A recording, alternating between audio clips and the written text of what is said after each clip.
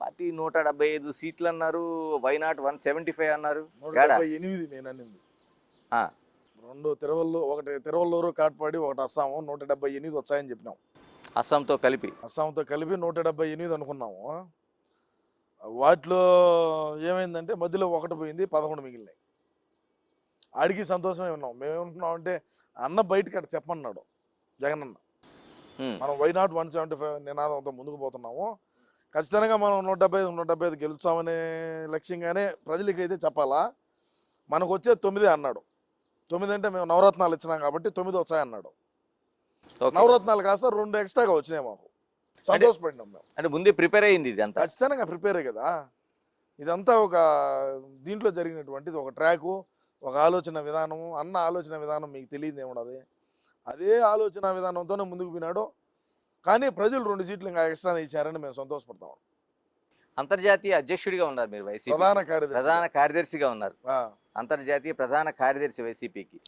మరి మీరు చేసిన పథకాలు ఏమైనట్టు, అవ్వలు తాతలు ఏమైనట్టు, ఏం జరిగింది? ఇప్పుడు అదే కదా అన్నగాడు ఆ రోజు ఆలోచన చేసింది. బయటకు వచ్చి బటన్ వచ్చినాము, ఛార్జింగ్ పెట్టి బటన్ వచ్చినాము.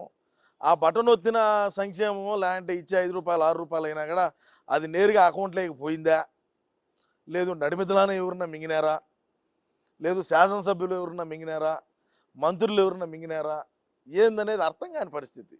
అకశల్యములు ఎట్టపోయినారు, అవతాతలు ఎట్టపోయినారు, జగన్ మేనమామ అంటా ఉన్న పిల్లలు ఎట్టపోయినారు, మొదటిసారిగా ఓటేసినటువంటి ఓటర్లు ఎట్టపోయినారు, అది ఏందనేది అర్థం కాంటా ఉన్నది మాకే. కానీ ఖచ్చితంగా దీన్నైతే వదిలిపెట్టే ప్రసక్తి లేదు.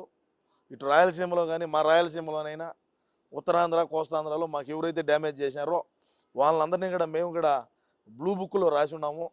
2029లో అయినా మేము మళ్ళా అధికారంలోకి రాలేం. కానీ 2039లో అయినా 175 అనే నినాదంతో ముందుకు పోయి 39లో అదే మేము రాసినటువంటి బ్లూ బుక్లో ఓపెన్ చేసి చూస్తాం ఆ రోజు.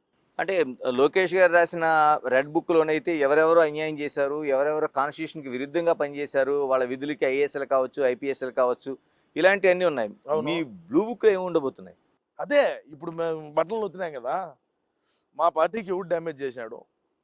మీ పార్టీ లోపలే, మా పార్టీ అంతర్గతంగానే లోపలనే డ్యామేజ్ జరిగింటే కదా. అవును, ఇప్పుడు మంత్రులు ఉన్నారు, కనీసం ఒక మంత్రి గెలిచిన పాపాన పోయినాడా? ఒక మంత్రి అయినా గెలిచినాడా? తొలి దశలో విడుదల చేసిన మంత్రులు ఉన్నారు, ఓళ్ళు గెలిచినారా? మళ్ళీ 2వ దశలో మళ్ళా మంత్రులు ఓళ్ళు గెలిచినారా? ఎవరు గెలిచిన పరిస్థితి.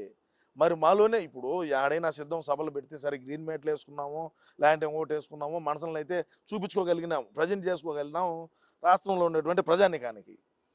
మరి ఇంత కథ చేసి ఇంత చేసినప్పుడు మాకు ఎక్కడ డ్యామేజ్ జరిగింది? 151 స్థానాలేడా, 11 స్థానాలేడా? అంటే పోయింది మధ్యలో 5 అయినప్పటికీ అంకేమో తక్కువ కదా, సంఖ్య తక్కువ కదా.